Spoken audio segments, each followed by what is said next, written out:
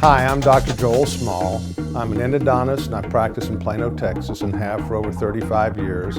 I'm also the author of Face to Face, a leadership guide for healthcare professionals and entrepreneurs. And today I'd like to speak with you about why we choose to lead. A review of modern leadership literature by today's foremost authorities indicates a consensus opinion that other than effective leadership, there is no single factor more essential to organizational success and overall organizational health. While we in the healthcare industry are for the most part just now wondering about the benefit of leadership development for ourselves and organizations, corporate America has and remains fully committed to leadership development. In fact, according to Burson & Associates, a highly respected leadership research and training firm, corporate America spent a total of $24.5 billion for leadership training in the 2013 calendar year. Leadership training remains the largest single training expenditure made by corporate America each year. Even more provocative is the fact that the largest expenditures in leadership training were made by companies that were defined as being mature and highly productive as compared to the lower spending companies who lack these qualities. One can only wonder about the message found within these figures.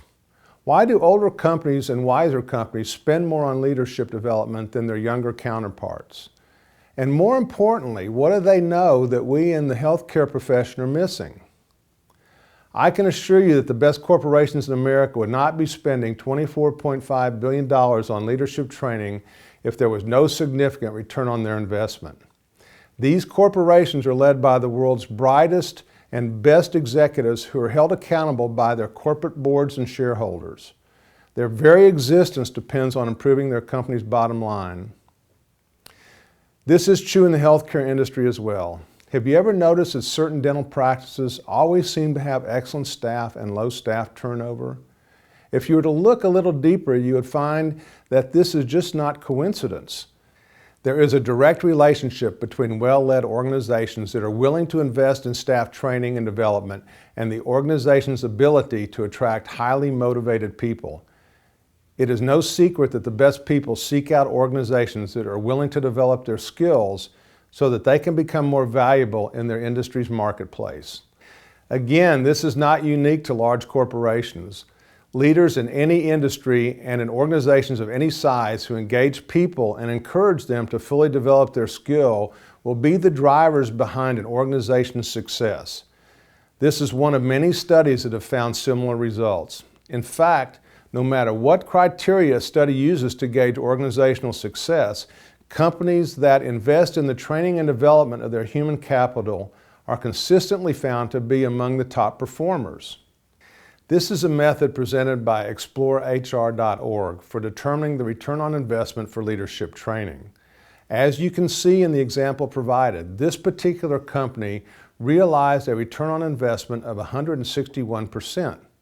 In other words, for every dollar this company spent on leadership training, they received a return in actual dollars of $1.61 in revenue.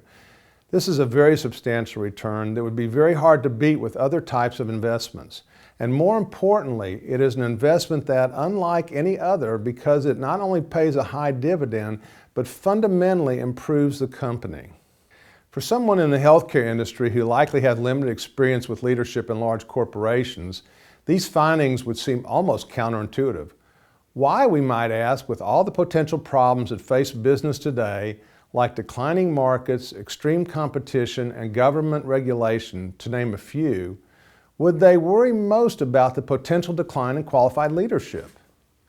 If I were to speculate on the simplest answer, I would say that problems are a given, a constant that never subsides, but solutions reside within the realm of leadership. And without leaders to guide us to the solutions, we run the risk of being overrun by the sheer numbers and magnitude of the problems. On a more personal level, I like to share the story of Debbie, our office manager at North Texas Endodontic Associates.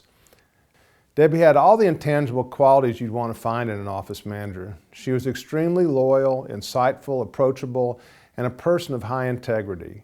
We recognized that with training to develop leadership skills, she would be an exceptional manager. So we hired a personal leadership coach to work with Debbie on developing her skills. Initially, they met by phone for an hour each week for training and to discuss issues that were impacting our practice. As time passed and Debbie became the leader that we knew she could be, her sessions with Jill became less frequent. Today, 10 years later, Debbie and Jill still visit on an as-needed basis. The change in Debbie has been dramatic over this period of time. She's not only a significant leader within our practice, but she's become an icon in the North Texas dental community and is often sought after for advice and guidance from other office managers in our extended dental community. I share this story to make a point. I know that at times the experiences of corporate America seem distant and far removed from our world as practice owners and dentists. In reality, however, there's much to be learned from these large organizations that has direct implications in our world. I hope that by sharing Debbie's story, we can begin to see that no matter the industry or the size of the organization, investing in human capital will pay lasting dividends.